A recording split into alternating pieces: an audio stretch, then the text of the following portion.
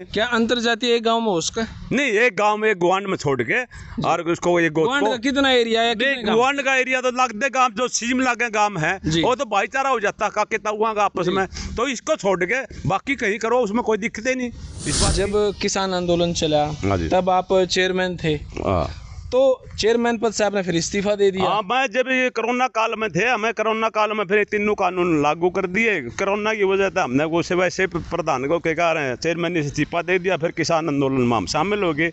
हमारा तो गढ़ है किसान आंदोलन, किसान तो पहले है, पार्टी तो बाद में। साल आपने इनेलो में लगा? हाँ लगाए लगे है। आज इनेलो और जज्बा इकट्ठे होंगे? नहीं, अभी तो मैंने तो ऐसा कोई लगता नहीं कि इकट्ठे होने वाली बात, लेकिन हमारा दोनों इकट्ठे हो जाओ तो आगे हो जाओ। इकट्ठे होने वाला अभी फिलहाल इनका कोई वो भविष्य नहीं है। इकट्ठे भी हो गए तो भी कोई भविष्य नहीं है अभी तो। अच्छा, नशे के खिलाफ आपकी खाप या आप क्या कुछ करो? हमें नशे के खिलाफ भी जल बचा लोगों से हमें काफी जगह हमने 11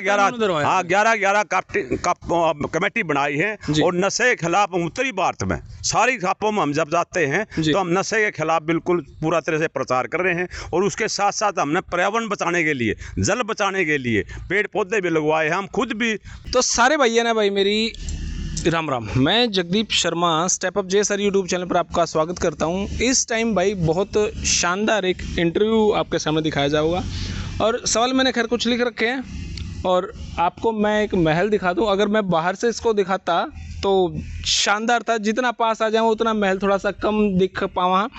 बाहर से शानदार कंडेला गाँव में हूँ भाई। कंडेला में जब जीन्स एंट्री करा तो राइट साइड में आपने एक बड़ा शानदार महल दिखेगा और उस महल में जो रहते हैं हमारे चौधरी टेकराम कंडेला जी, जो सर्व जातीय खाप के मुखिया हैं भाई। हाँ जी, नमस्कार। नमस्कार जी। जी कैसे हो सर आप? बहुत बढ़िया जी।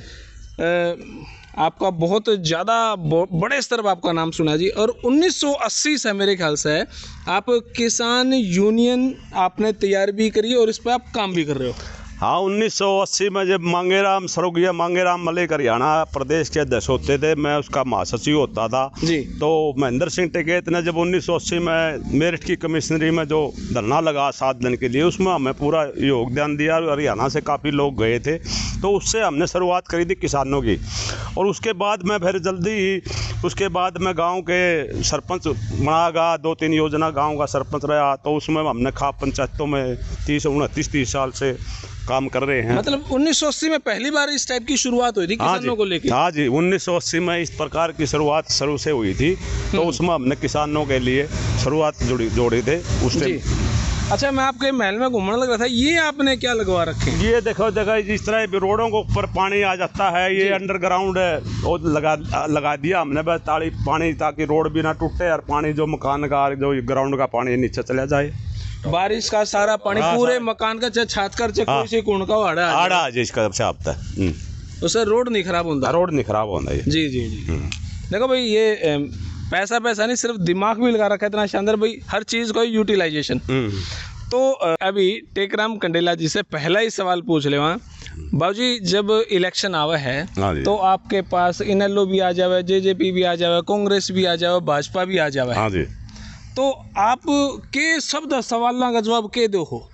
नहीं, हमारा तो समर्थन दे दो। हाँ भाई, आप तो देखो बात यह है जी, मैं 1980 से किसान आंदोलन के साथ हरियाणा में जो किसान यूनियन के स्वर्गीय श्री मांगेराम मलिक जब प्रधान होते थे, मैं उसका महासचिव होता था। जब से मैंने किसान आंदोलन में भाग लिया था और हमने तो स्वर्गीय श्री महेंद्र सिंह टिकैत के जाके मेरठ कमिश्नरी के अंदर पूरा तरह से धरना जो 7 दिन चला था उसमें भाग लिया था। उसके बाद हमने किसानों में हरियाणा में लड़ाई, किसानों के लिए पूरी लड़ाई लड़ी और सारा जो किसान यूनियन है इसका संगठन हमने पूरी तरह से तैयार कर दिया। और उसके बाद मेरे को गाँव का कंडेला का सरपंच बनाएगा, 2 बार मैं गांव का सरपंच रहा। तो हमने सामाजिक, उसके बाद मेरे को खाप का प्रधान बना दिया 29-30 साल से। तो उसके बाद हम सामाजिक कामों में और उसमें क्या राजनीति में साथ, जो राजनीति करना हमारा जन सेवा का एक माध्यम है, हम साथ में खाप पर पूंगी भी करते हैं और राजनीति हमारा जन सेवा का एक माध्यम है। अच्छा बाबूजी, मैंने यूँ सुनन में आया जैसे जब 26 जनवरी थी किसान आंदोलन के टाइम पे, उस टाइम पर आंदोलन बिल्कुल डाउन पे चला गया था। राकेश टिकैत जी एक मंच पर रो भी पड़े थे। तो क्या आपके कारण ही वो इलेक्शन दोबारा उठा था जब यहाँ पे रैलियां वगैरह हुई उस टाइम के बाद? आज 26 जनवरी के बाद जब दिल्ली में एक बड़ी ट्रैक्टर रैली निकाली गई थी, जी। जब लोग अपने अपने घरों में आ गए थे, हाँ, तो वहाँ पर गाजीपुर बॉर्डर पर 28 फरवरी को जी, तो 28 जनवरी को गाजीपुर बॉर्डर को खाली कराने के केंद्र सरकार ने आदेश दिए, भाई इसको खाली करा जाए। तो राकेश टिकैत ने वहाँ पर आंसू बहाए, तो उसको देखकर वीडियो चल गई। तो यहाँ कंडेला गांव में मेरे मकान पर काफ़ी सैकड़ों लोग पहुँचे, युवा। तो उन्होंने कहा प्रधान जी वो गाजीपुर बॉर्डर को खाली करा रहे हैं। तो हमने कहा भाई गाजीपुर बॉर्डर खाली करा रहे हैं, सबसे पहले कंडेला सापर के लोग सापर के आए थे, तो कंडेला सापर को यहाँ पर सबसे हिंदुस्तान में सबसे पहले यहाँ जाम कराया। उसके बाद एक सारा यूँ के जो सारे खापा के लोग जो जितने हैं गाजीपुर बॉर्डर पर पहुँच गए। और 3 फरवरी को हिंदुस्तान की सबसे पहली पंचायत यहाँ कंडेला गाँव में मेरी अध्यक्षता में हुई थी, जिसमें 5-6 लाख आदमी शामिल हुए थे और एक उसका आंदोलन को जन आंदोलन बन गया था। इसके बाद आंदोलन खड़ा हो गया। अच्छा बाबूजी, आपका जब जिक्र आवा तो खापा का जिक्र आवा है, और कई बार हमने यूँ देखा भी जो खाप है वो सिर्फ जाट जट्टा की है तो, ना जी, हाँ जी, इसके बारे में मैं आपको बताना चाहता हूँ, ये 36 बिरादरी खाप है। हाँ, क्योंकि मैं 30 डेजिग्नेशन में सर्व जातीय। हाँ, नहीं सर्व जातीय है। जितने भी खाप की पंचायत मैंने बुलाई है 29-30 साल से, हम सब 36 बिरादरी को बुलाते हैं। और बाहर के आप मौका देखते हैं, जैसे थुआ तपा है, थुआ तपा में छत्तरगाम बहुत बड़ा है, सोमदत्त शर्मा जी हैं, वो प्रधान है, उसके केकार हैं थुआ तपे के। ये खंडा नगूरा जिस तरह बड़ा है, लेकिन प्रधान खंडा के पंडित जी हैं। तो ये केकार कसून तपा है, तो कसून के शर्मा जी, सतबीर जी, तो ये जो प्रधान हैं ये सभी बिरादरियों के, राजपूतों के हैं जो अपने कलायत में, तो वहाँ राजपूतों का प्रधान है। किनाना तपे के सैनी हैं दरिया सिंह सैनी जी। तो ये मैं आपके सामने वो जींद की बात देता हूँ। तो 36 बिरादरी खाप है, ये इस तरह की बात। तो अच्छा, जब खापों का जिक्र आवा है, गम्मा का जिक्र आवा है, तो नशे की बात उठे हैं, ब्याह की बात उठे हैं, उड़े भी नशे भी ज्यादा हुए हैं। गांव में जब बात उठे भी गांव में ब्याह नहीं कर सकते, एक गोत्र में ब्याह नहीं कर सकते, तो इन पर आपने कुछ? हाँ जी, हमने इसमें 25-30 साल से हम ये खाप पंचायतें प्रधानमंत्री को भी, सभी प्रधानमंत्री जो आए हैं उनको भी लेटर लिखा है, और प्रदेश के मुख्यमंत्रियों को भी लिखा है, क्योंकि ये उत्तरी भारत में है। दक्षिणी भारत में तो इस तरह कोई मैटर है नहीं, शादी शुदियाँ का जो जिस तरह करते हो अपनी मर्जी से जिस तरह, लेकिन यहाँ पर आपस में भाईचारा है, एक गांव का, एक गोत का, लगते गाँव का आपस में भाईचारा है। और ये तो डॉक्टरों ने भी लिखा है, अगर एक गोत में शादी करेंगे तो उसकी संतान भी कमज़ोर पैदा होगी। जिस तरह अगर एक खेत में एक बीज बोओगे तो वो बीज इतना जामा निगा जितना के कारण दूसरी उसमें ब्लड रिलेशन है। इसमें तो ये क्या है, हमने अंतर्जातीय शादी है, जो अंतर्जातीय शादियों का हम ये कहते हैं खाप पंचायत, भाई इसका हम समर्थन भी करते हैं और ज़्यादा होनी चाहिए। क्या अंतर्जातीय एक गाँव में उसका नहीं, एक गांव में एक गुआंड में छोड़ के, और उसको एक गुआंड का कितना एरिया है? गुआंड का एरिया तो लगते गांव जो सीम लागे गांव है वो तो भाईचारा हो जाता काके ताऊआ का आपस में, तो इसको छोड़ के बाकी कहीं करो, उसमें कोई दिक्कत ही नहीं इस बात की। अच्छा, नशे के खिलाफ आपकी खाप या आप क्या कुछ करो? हमें नशे के खिलाफ भी जल बचा लोगों से हमें काफी जगह हमने 11 कमेटी बनाई है, और नशे के खिलाफ उत्तरी भारत में सारी खापों में हम जब जाते हैं तो हम नशे के खिलाफ बिल्कुल पूरा तरह से प्रचार कर रहे हैं। और उसके साथ साथ हमने पर्यावरण बचाने के लिए, जल बचाने के लिए पेड़ पौधे भी लगवाए हैं। हम खुद भी लोग छोटे हैं जी नशा, सिर्फ आपने प्रोग्राम को नहीं उसका असर पड़ता है जी। जिस तरह ये डीजे वगैरह है काफी गांव में बंद है, लेकिन एक बात का तो असर पड़ गया। जैसे पहले गांव में जो डीजे बजा करते चुगुड़ के सूड़ा फिरिया करते, हाँ जी, तो ये तो जो लोग बजावा अपने घर में ही बजा ले हैं, वो गांव में नहीं आने दे, इसका ये खापाएंगा असर पड़ा इस बात का। तो इसका जी जिस तरह ये प्राकृतिक खेती है जो गुजरात के गवर्नर जी अपना जो चला रहे हैं, उसका भी हम कम से कम 15 साल से 10 साल से उसका प्रचार कर रहे हैं। और प्राकृतिक खेती पर लोग काफ़ी आने ला रहे हैं, क्योंकि खेती पर आजकल का खर्चा ज़्यादा होता है। इसलिए हम ये कहते हैं प्राकृतिक खेती और बढ़ावा लो ताकि किसानों की आय बढ़ सके। जी देखो भाई, कितनी बातें हमारे सामने आने लग रही है, हम घर बैठे हैं, हमने इन बातों का बेरा ही नहीं। और टेकराम जी का कितना योगदान है ये भी लोगों ने पता ही नहीं इन बातों का। अच्छा बाबूजी, जब जींद का बाई इलेक्शन हुआ था आपकी बहुत ज़्यादा चर्चाएं चल रही थी, इतनी तो खुद मीडिया साहब की भी चर्चा नहीं थी जितनी आपकी थी।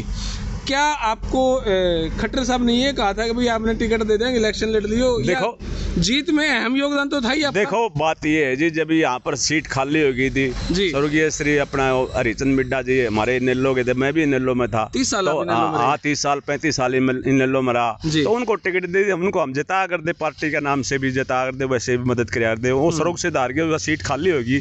उसके बाद भी फिर हरिचंद मिड्डा के बाद भी जो सीट खाली होगी, उपचुनाव होना था, प्रदेश के मुख्यमंत्री ने चौधरी वीरेंद्र सिंह ने, बराड़ा साहब ने, जनरल बत्स ने सबसे फोन कॉन्टैक्ट करे, क्योंकि हमारे जींद में 36 गांव हैं और 31 वार्ड हैं। तो इन्होंने कहा भाई के कार आप इसमें बीजेपी भारतीय जनता पार्टी में शामिल हो, आपका पूरा मान सम्मान करेंगे। उधर से मिड्डा का लड़का भी अपना उसमें शामिल हो गया, तो टिकट का तो ये कहा था आपका पूरा को करेंगे। उसके बाद वो टिकट उन्होंने दे दी। चलो हमने फिर भी मुख्यमंत्री यहाँ गाँव में आएंगे, बराड़ा साहब आएंगे, जनरल बत्स जी आएंगे, वीरेंद्र सिंह जी आएंगे। हमने कहा भाई कम से कम हमारा जींद का तो है, एक कैथड़ से आ गया लड़न लग गया, एक सरसा से लड़न लग गया, तो हमने उसकी मदद कर दी, जींद के विकास के लिए कर दी। भाई ये उपचुनाव में सरकार तो इनकी है, भाई जींद का विकास होगा, ग्रांट ज़्यादा मिलेंगी। हमने तो लोगों की राय लेकर ये कहा भाई जींद का विकास के लिए हम उसकी मदद कर दी। तो जींद का विकास हुआ?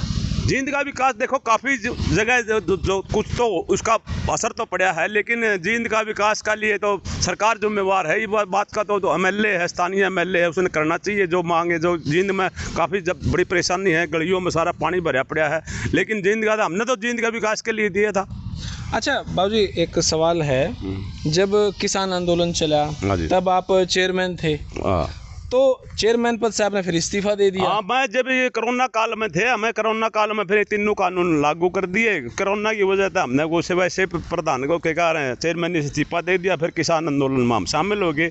हमारा तो गढ़ है किसान आंदोलन, किसान तो पहले है, पार्टी तो बाद में बात है। तो इस्तीफा यूँ अपनी इच्छा से दिया? नहीं, हमने अपनी इच्छा, दबाव था आपके ऊपर? नहीं, कोई दबाव नहीं था। किसानों का मैं शुरू से किसान मैंने उठाए हैं, हरियाणा में किसान यूनियन मैंने उठाई है, तो किसानों का तो मैंने शुरू से ही ये था, किसान हमने इस्तीफा दे दिया और हमें किसी पार्टी से हमारा कोई संबंध नहीं।